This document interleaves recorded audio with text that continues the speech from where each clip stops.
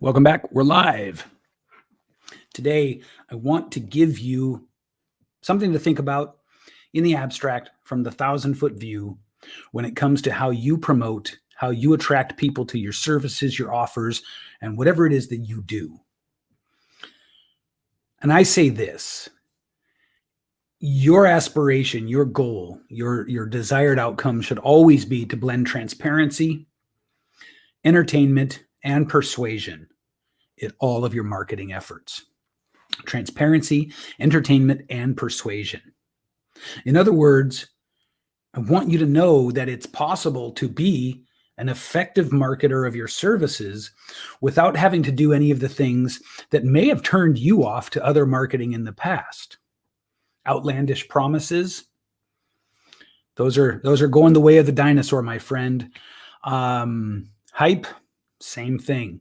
People are getting wise to it. Misdirection and manipulation, likewise. So you want to be effective. You have to start thinking of marketing less as a quick grab for something and more as a long-term situation. Basically, what you're doing is building relationships at scale. That's what your marketing needs to do. And like with any other relationship that you want respect within, you have to earn it with respect in the beginning. So this is a tall order for a lot of people. The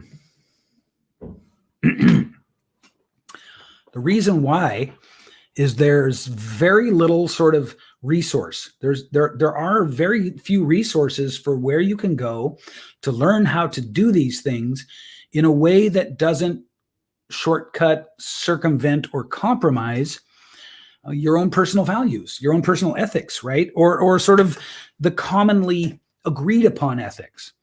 It's unethical if you manipulate me. And so the solution for that so far has been for the people themselves to talk themselves into believing the manipulation. And therefore they justify, if they believe it, it's not really manipulation. It has been, wildly exaggerated promises, both in terms of outcomes and in terms of time it takes to create those outcomes, have been the norm up till now, certainly in the land of internet marketing. But we're seeing through it. We're wise to it. And whether we know it or not, we're becoming jaded by it, right? We're becoming jaded to it. And so how does that affect you? Well, you're a service provider of some sort, you're an expert of some sort, you're a coach of some sort, or you're moving into the space from maybe a corporate background. And it has a residue in our psyche when all the marketing we've been exposed to has a sort of a predatory feel to it. Two things happen. One is, for lack of examples of how to do marketing that is sort of blends integrity and transparency with persuasion and entertainment, we tend to go with what we've seen, right? We tend to iterate on what we've seen. And so this perpetuates the kind of marketing that we don't like. Now, the way around this is to start to think deeply and to question.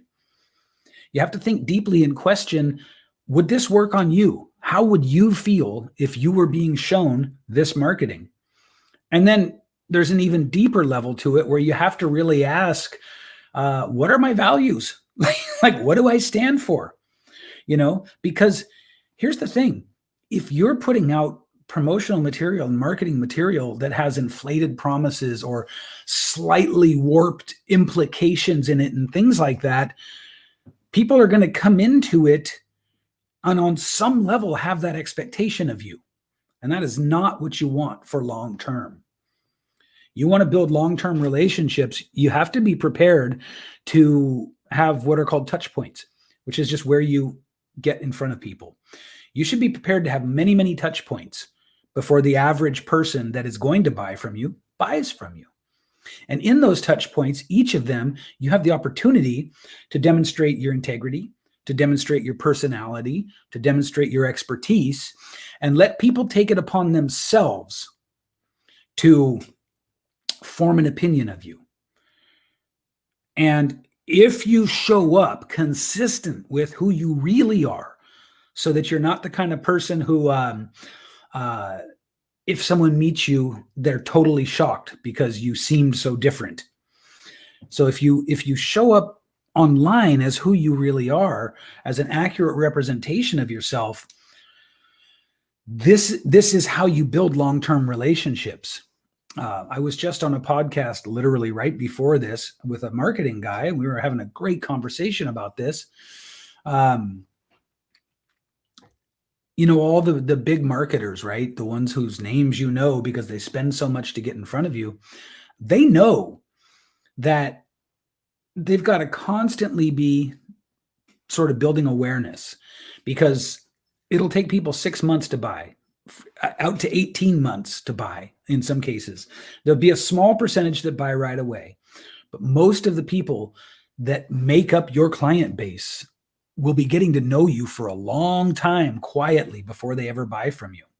And so think about that and realize that other than getting a few sales, a few clients, a few, in a short sort of burst, you've got to be playing a long game with this stuff.